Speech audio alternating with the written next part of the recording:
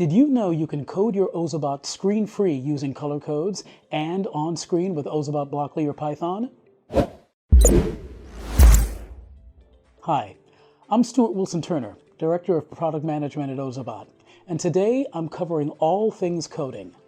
Color coding screen-free is a fantastic way to introduce coding concepts to beginners like cause and effect, critical thinking, and problem solving. Your Ozobot is equipped with sensors that enable it to follow lines and read color codes you create using markers and paper or color code magnets. For those looking to take their coding skills to the next level, Ozobot Blockly is the way to go. With Ozobot Blockly, you can build programs for your bot using a simple drag and drop interface.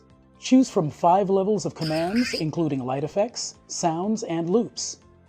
Once you've mastered color codes in Blockly, you can code your Ozobot using Python.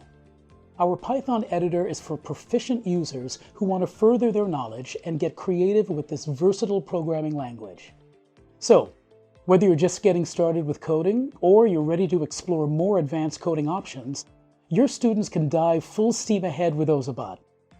Discover the endless possibilities today on ozobot.com.